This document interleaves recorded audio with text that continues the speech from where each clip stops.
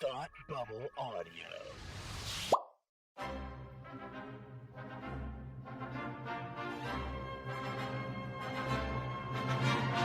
Look, up in the sky! You will never find the more wretched hive of scum and villainy. Welcome to Beer with Geeks with Tim and Frank. Who are you? I'm Batman. I am Iron Man. Your friendly neighborhood Spider-Man. Hi, Christopher. I'm Nero. My name is Inigo Montoya. You're a wizard, Harry. A couple of guys with a couple of beers and a whole lot of pop culture nostalgia. Make it so, number one. Ladies and gentlemen, the Beatles. Name the dog, Indiana. Life finds a way. I am serious. And don't call me Shirley. Now sit back and crack open a cold one, because it's time for Beer with Geeks. It comes in pints? Shaken, not stirred. Great Scott! I was way off. I knew it started with an S, though. Hi, and welcome to Beer with Geeks. We're two geeks geek out with beer. I'm Tim, and with me, as always, is my man who loves a bit of academia. It's Frank. How are you today? I am doing well. I am feeling very academic. Just go ahead and play the pomp and circumstance. Yeah. It's almost more official coming from a teacher, you know? Oh, thanks. Yeah, you are, Academicized. Academicized. Sure. Yeah, there you go. Yeah. You have graduated. Oh, thanks. Yeah. Frank, what are you drinking today? Today, I am drinking what I think might be my favorite new discovery of this winter. Which is, I don't remember if this beer's been around before, but I'm going to call it a new discovery anyway. And it's the Sam Adams seasonal holiday white ale. It is a citrusy and hazy white ale. And it's flavorful ale is your trusty plus one, smoothing things over with orange peel and holiday spices. And I really enjoy it. I'm not usually much of like sort of the holiday ale type, but this is so like the spices add such a nice flavor, such a like sort of, it says orange peel and holiday spices. I mean, I'm getting sort of like cinnamony, coriander, like that kind of flavor to it. Very like almost like pumpkin spice, but not quite that pumpkiny. Like it's a really nice balanced winter beer that I'm gonna try and stock up on these and have them for the rest of the cold weather. That sounds excellent, Frank. Mm-hmm. So I'm going off topic, and by off topic I mean off drink topic, Sure. I guess. Sure. And because we're going to have a little bit of an academic bent Yes. to this episode, I'm drinking some hot black coffee, because what says academia more than just a cup of hot black coffee? Just like John Also, Mulaney's dad. One black coffee. One black coffee. Nothing grosser to a kid than one black coffee. All right. So, well, Frank, today we are introducing a new topic, and I'm introducing a new topic to you as well. We're going to call this segment Cerveceria Academica. Ooh, which really just means beer academics. Yes. Yeah. And that sounds actually more like we're going to be talking about the academics of beer. We are not. I just like the Beer with Geeks, connection there. I love that. But Frank, you're a smart person, and sometimes I feel like we just need to talk about smart things. I was thinking to myself the other day that when I think we were talking about Superman or Superman 2 or whatever, and we end up kind of rolling into this way of talking where we're like, yeah, that's a cool moment, and yeah, that's a good thing, and that's a good bit, and like we love our good bits, like that's okay, good bits are good, but there's deeper ways to talk about stories, and so I actually want to introduce one of those ways today, and then we're going to cover a tried and true topic of ours and see if like what we can peel out of it that we don't normally get. Nice. So instead of that first layer of the onion, we're getting many layers of the onions. So So anyway, today we are going to use what is called Dante's theory of vernacular rhetoric, which is a very fancy way of saying this Italian poet came up with this way of looking at stories and how we can analyze them. And so, to talk about with this, we are going to analyze Star Wars because it is a tried and true topic on here. We've talked about it a bunch. We had a Star Wars podcast that recently wrapped. That's right. And so I thought that, it would be a good place to start. So, Frank, before we even get into Dante's theory of vernacular rhetoric, do you know anything about Dante? I have read the Inferno. Oh, good for you. Excellent. Yeah. I just read it earlier this year, as a matter of fact. Yeah, good. Well, that's right. I actually remember that. In That's 2021, right. I should specify. So not this year, but last year. Yeah, that's okay. But, within a year of me asking you this question, you have read it. So he was this. So he's most famous for writing the Inferno, which is the going through the 9 circles of hell and where that idea comes from and blah blah blah. So, but he was also, because he was quite literary, he was like, how do I look at stories? How are we supposed to look at stories and what's important about them? And so he came up with these 5 things, or these 6 things: the plot, the writing style, the end, the author, the title, and applying it to philosophy of any kind. That's basically it. So let's just so I'm just going to roll down. Let's start with the plot of Star Wars. Now we're going to talk New Hope, right? Let's sure. Because we can go back. Let's start with limit our scope. Recipe Star Wars. That's right. Let's start with the plot of Star Wars. Does it make sense? I mean, the plot's actually pretty straightforward. If you boil it down to like 1 or 2 sentences, right? It's like farm boy comes of age, joins the rebellion against an evil empire, discovers that that his destiny is tied to the destinies of others, and uses his skills that he learned on the farm to take down the empire with their smallest weakness. You just actually pinpointed something that I've never really thought about, but he literally uses the skills he learned on the farm, right? He used to bullseye womp rats in his TC-16 back home. Yeah, T6. T16. Oh gosh, yeah, whatever. T16, TC-16. That's an entirely different ship, Frank. Leave me alone, nerds. Star Wars fan. I'm not a ship's nerd. Okay, so that's true. But who is the point of view character in Star Wars? Like, it's technically Luke Skywalker, right? Like, because he's the one that leaves the farm to go off and have the adventure where somebody's like constantly like, oh, well, this is this and this is this and this is this, and so he's your point of view character, but we don't get to him for like 20 minutes of the movie. It's true, but I guess it is. Yeah, you're right. It does take a while for us to get to him. That's a valid point. But who else would be I mean, like, that's all sort of table setting, so you understand like the world that it's world building, so you understand who he is and what he's what his connection is to all this. Who else would the point of view character be? Leia or not Vader? It's technically C-3PO, right? Because he's there.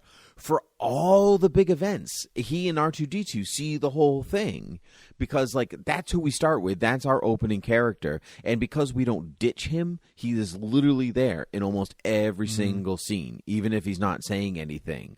Like, he's kind of our point of view character. Both of the droids, I guess, kind of are. And I feel like Lucas has actually said that in a way he kind of considered. Now that you're jogging my memory, that he kind of considered them the point of view characters in a way. Yeah, I think actually Anthony Daniels also got like super mad when people would leave them out of stuff because, like, to him, especially A New Hope, the whole movie is Luke with his like droid buddies. Yeah. Like, and so I think he might even have. I wonder if anybody's done a breakdown of like how much screen time C-3PO has in relation to other characters. He has the first line in the whole saga. Right? Yeah. And, and he's appeared in every film. And I mean, we're only talking about this one, but I'm pretty sure that like we know that R2-D2 is both like, there's like R2-D2 is basically writing Star Wars, right? Yeah. There's like that whole thing. but just going off of going from Dante, the point of view character is kind of Luke for the audience to be like, oh, this is this and this is this and this is this is it, farm boy. Let me explain all these things for you. But as far as like the almost like the narrator, and who that person is, or who you're really supposed to follow through the story, it's C-3PO, and That's then a valid point. Yeah, I guess for the narrator it's R2-D2. Because what's Luke's real motivation? He wants just to leave, right? He wants to leave. He wants to leave, and he wants to be a pilot. Those are the things he wants. He has he doesn't care about saving the galaxy at all. No. I mean, at the beginning, he's like, it's not that I don't, not that I like the Empire. I hate it. I just, that's not what I'm signing up for. Like, at first, that's not what he cares about. Right, which is so funny because he gets so mad at Han Solo for basically saying the same thing. Yeah. And he's like, oh, yeah, you're going to care about yourself. I guess it's what you're best at, right? And meanwhile, you're like, you literally didn't care about anything until 4 hours ago. And I'm including some space-time travel in there too. Yeah. But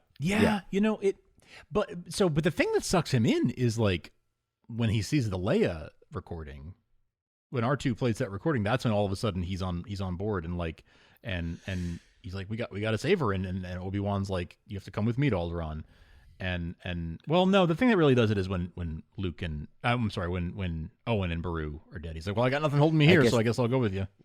Right. So is it a story of personal vengeance now? Because he's not really avenging their deaths. No, he's not. He never mentions them ever again. It's actually more of I got nothing better to do. Yeah.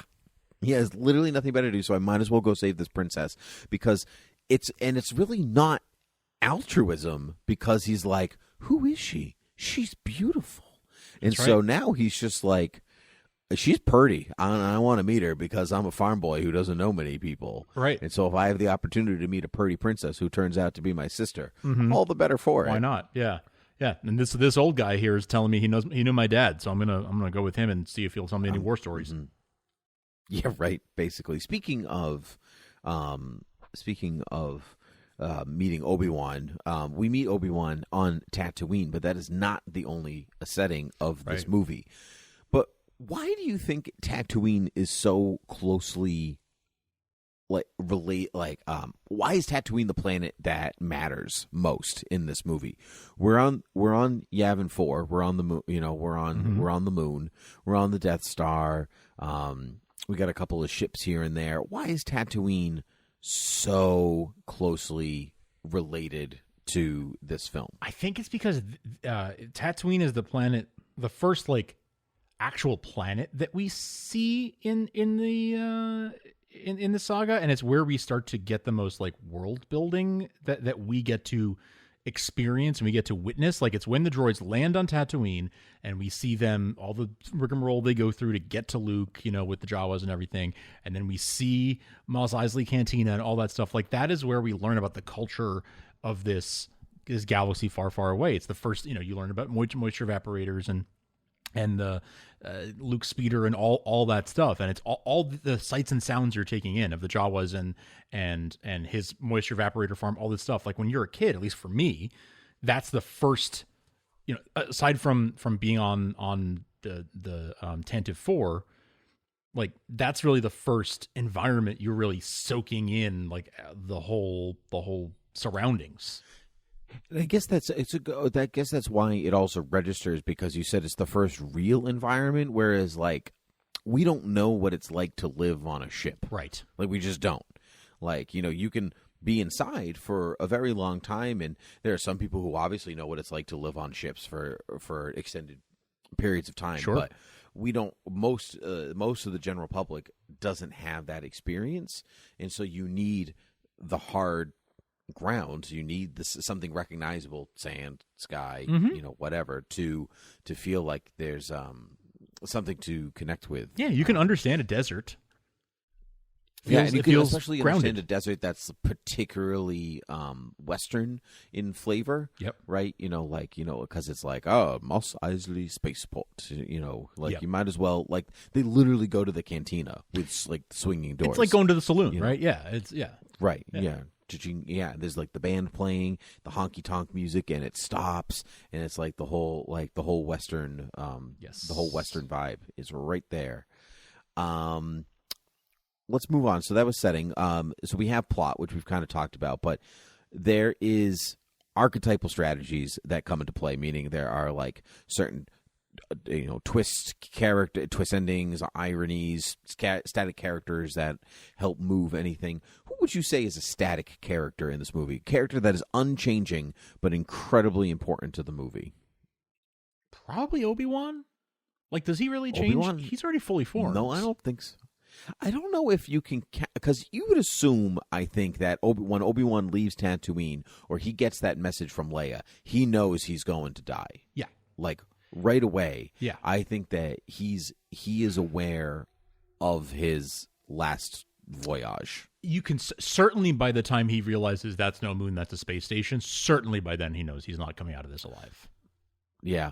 Oh, I think a part of it is, I do think that it's actually when he gets Leia's message, because, he sits back, he thinks for a little while, and he goes, "You're going to come with me to Alderaan." Yeah, true. Right. And so it's I will not be able to do this by myself, because there's something worse out there for me than there is for you. And so I don't think it's just about getting Luke involved, because his whole mission was to protect Luke. So taking Luke into space is not exactly protecting Luke. They're supposed to keep Han. There's to branch into other movies. Obi-Wan is supposed to help keep Luke and Leia separated. And so they get a message from Leia, and what does he do? Well, Luke, you got to come with me. We gotta unite these people. So he's actually breaking the protocol that he and Yoda and Bail Organa kind of decided upon. So in the context of all of Star Wars, I think he does change. But in this movie, I guess if you count the switch where I'm cool and to I guess I'm gonna die, those would be the only switch parts. I'm actually gonna say Princess Leia is the character that doesn't change. I guess that's true. Yeah. I mean, she is definitely consistent, all the way through. Yeah. Do you think Leia really changes at all in? Yeah, I mean, movies? I would say by episode 6, by Return of the Jedi, she's a bit softened. She's we find out she's a Force user. We find out that she's his oh yeah, sister. that's true. We learn new information about her, I guess. But has she really changed? I mean, she's definitely softened a bit. Character change. She softens. Yeah, I think she softens. Yeah, she softens. There's no really twist endings or ironies in this Star Wars. There's certainly some in other Star Wars, but not this one. No, I don't think. No. Lots of foreshadowing. Lots of foreshadowing. Yeah, some of it. Even you said the T-16 back home. He flat out tells you he's going to blow up the Death Star. It's not. I can't remember who said this. I might have been on Rebel Force Radio with one of their commentaries where they were talking about it's actually not the tension at the end with Luke blowing up the Death Star. We can kind of skip to the end here to metaphorical, literal, whatever. The tension is not whether Luke is going to blow up the Death Star or not. It's whether he's going to trust the Force or not. That's the actual tension of that moment. True. Because of the foreshadowing, he tells you he's going to do it because he's like, that's no bigger than 2 meters. That's no bigger than a Womp Rat 216. Blah blah blah. So, so it's is he going to rely on the computer, or is he going to trust the Force? Yes, and that's where the tension that is where the tension comes from. Which I like the reading. I like that reading of it, but I don't know if that's wholly true. I still think there is tension into whether this farm boy from Tatooine can do it. Yeah. Yeah. I think that for a child, that's the tension. The tension is, can he do it? Like, because he is your hero. You're rooting for him to do the thing as a kid, right? And that's the intended audience for this movie, the primary intended audience for when it was made. But as adults watching it now, I think that secondary tension, maybe the more mature reading of it, is what you just said, is that it's not will he, but how will he? Will he do it by sort of embracing his destiny or not? Yeah, well, let's actually keep talking about the end here. So Dante's theory, he talks about the end in 3 different ways. Does it mean anything? Is there any bigger, deeper meaning to the end? Is it a literal ending or metaphorical, kind of like, the end of Birdman, like maybe he flies at the end, sure. that kind of thing. And is it open-ended or finite? So, does the adventure go on, or it's pretty definitive that they're dead and they are not coming back, that kind of thing. So we can go in reverse. It's obviously open-ended. The adventure will continue. Darth Vader spins out into space. It's that character's not wrapped. The Empire's not defeated. There's still stories to tell with these characters. I guess, but there is a finality to it ends with an award ceremony and they're being, commended for admirable behavior. So an argument could be made there is, for our main characters, there's closure. It's not open-ended in the way that Empire Strikes Back is open-ended. It's more finite than that. But you're right. Yeah, Vader's spinning out into space. There's still an Empire. There's all those things.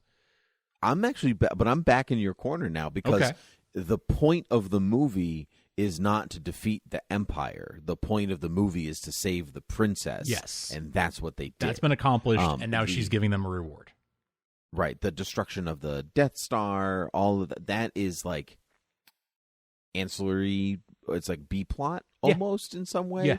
Well, maybe not. I mean, Leia has the plan. She's delivering them to Obi-Wan. True. So Yeah, you're right. That, you're right. Part of it. But, for characters, though, I guess Luke's mission is to save the princess. He does that. He accomplishes that. Hans is to not be a jerk, and stuff like that. Oh, I guess Chewbacca doesn't change. That's a static character. True. That's true. Yeah, Chewie doesn't change. Mm-hmm. Yeah, I mean, Han's mission is to get them to Alderaan and get paid.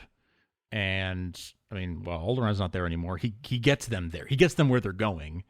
And he does get paid. And then he comes back and actually, does bonus stuff, even after his mission has been accomplished. Mm-hmm. That's right. Bonus stuff. Yeah. Bonus stuff. Baseball bonus stuff. Baseball stuff. I'll be Nomo. You be Jose Canseco. I'll be Solo. You be Luke Skywalker. Yeah. I'm good with either. I'm good with that. If you were like, okay, I'm going to a party in a Star Wars theme, and someone was like, you can be Han Solo or Luke Skywalker, who are you picking? I mean, Luke Skywalker, it was was the one I was drawn to as a kid. But I was Han Solo this past Halloween, so there you go. I'm a complicated person. There you go. Yeah. What's your answer? Yeah, well, there you go. I think I'd be Luke. I don't as much as I like Han, I'm like, that clothing doesn't feel comfortable. That's not my bag, baby. So I don't know. Does the end of Star Wars mean anything particularly? Is it a big like a figurative ending, not like metaphorical ending? I think it's quite literal. It's pretty literal. The movie is over. Yeah, the movie is over. I mean, I don't know. I mean, you could turn it into achieve your dreams or something, but I don't know. I think it's pretty literal. Yeah, that's really not. You can still have a theme and be literal. Yeah. I think it's like the adventure's over at the end. Yes. Right. So George Lucas, the author of Star Wars, what is the author intent? That's so important in stories. What does the author want you to get out of this story? And George has talked about that for a long time, what he wants you to get out of Star Wars. And that thing is fun. Yeah. The thing is, George has changed his tune on that a few times, because sometimes it's just a fun kids movie. Don't read too much into it. Sometimes it's all about family. Sometimes it's all about speaking truth to power. So it kind of depends on what mood he's in when you catch him. Mm-hmm. Speaking of mood he's in when you catch him, did you watch that Boba Fett documentary on Disney Plus? Because there's a new interview with George Lucas in there, like fresh 2021 interview with George Lucas.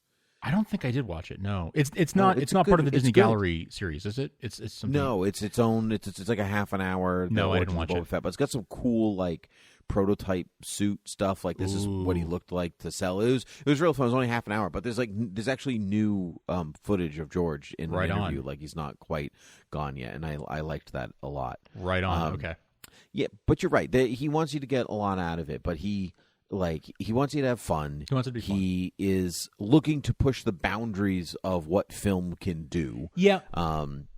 Really, I think his intention when he made the movie was to do a Flash Gordon serial style, fun, swashbuckling space adventure that had a little bit more substance to it than a 30s or 40s movie serial. That had a little bit more, of a modern for the time, 1977, storytelling style to it, but was very much Flash Gordon at its essence, at its core, but maybe higher quality production values and all that. I think that's what he wanted at the time. He may change the story, later and rewrite history a little bit, but that is what he seems to be the most consistent through line.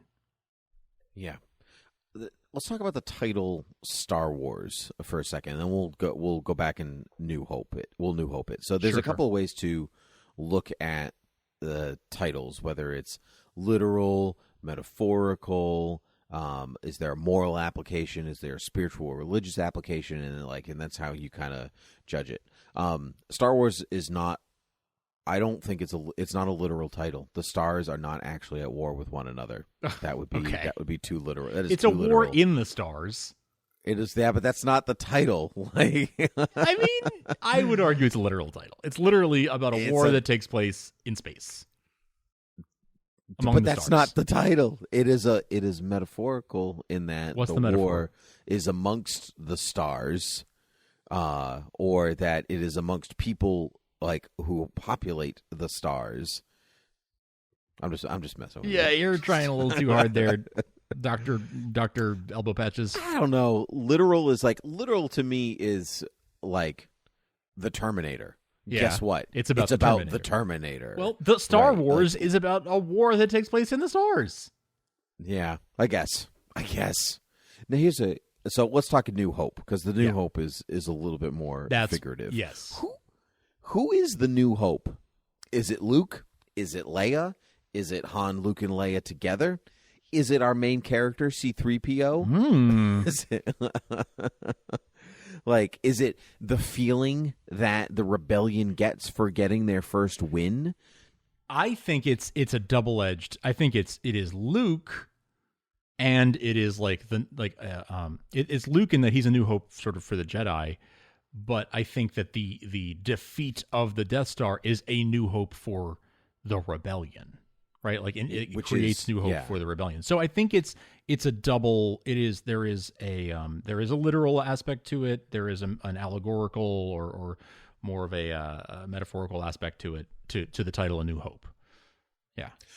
I think it's even a little bit more than that. So it's a Luke New Hope for the Jedi, and for the galaxy at large, I think, with the rebellion, right? Which would then factor in Leia, because she's a central figure in the rebellion. But also, I think it's giving Han a second lease on life. And that's also the New Hope that we never really talk about.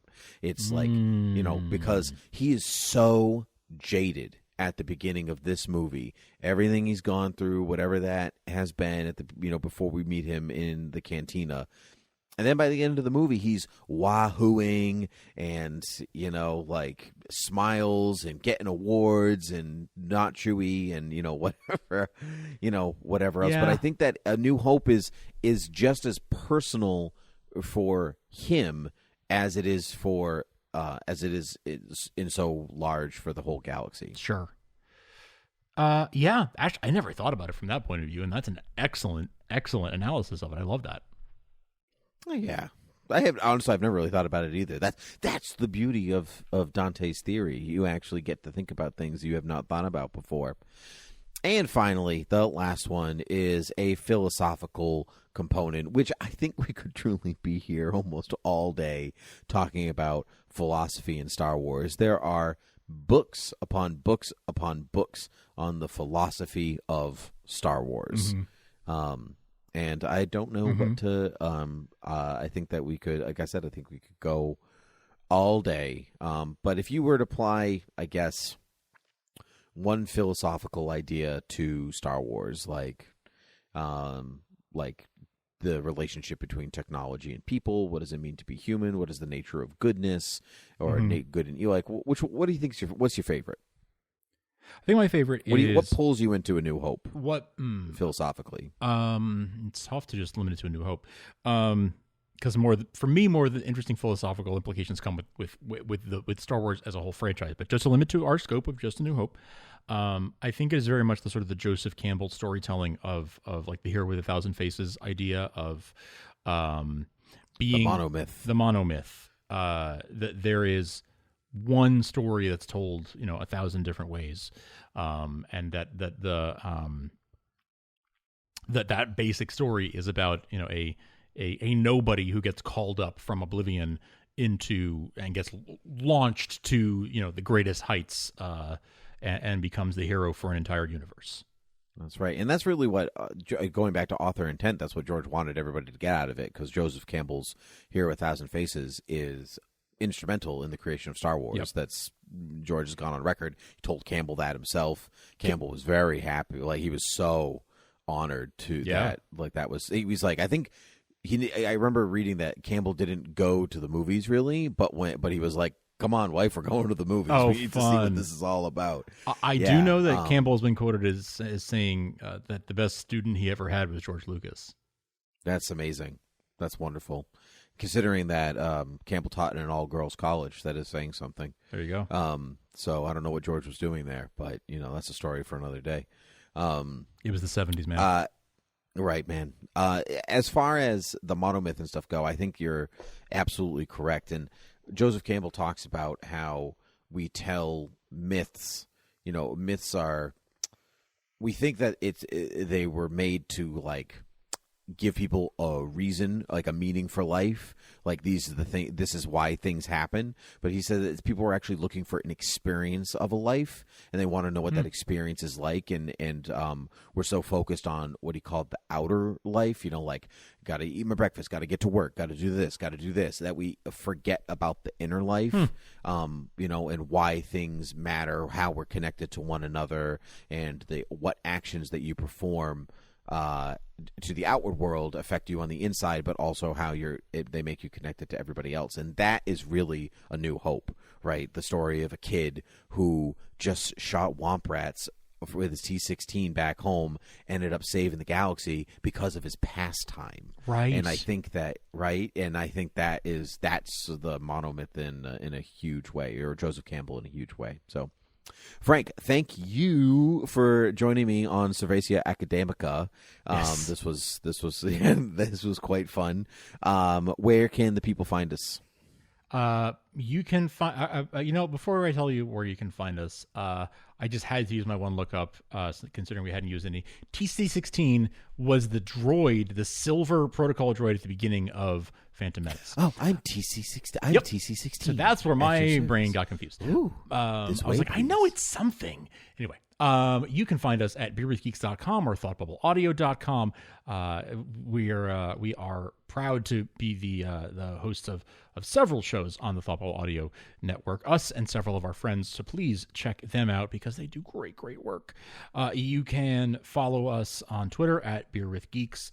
You can email us, beerwithgeeks@gmail.com. You can rate and review us or subscribe anywhere podcasts are found, whether that's Apple or Google or Amazon or your favorite independent podcatcher of choice. We are in all of them. Please, ratings and reviews mean so much to us and help us so much in getting discovered. So please take a moment and just leave us a quick rating or type out a review if you feel like it. And that would be a huge help. And you can support us in other ways with your hard-earned cash at patreon.com/thoughtbubbleaudio. And that helps us to pay for server costs and things like that. So thank you so much for your support of the Thought Bubble Audio Network and Beer with Geeks. And thank you, Frank, for being here. But until next time, cheers.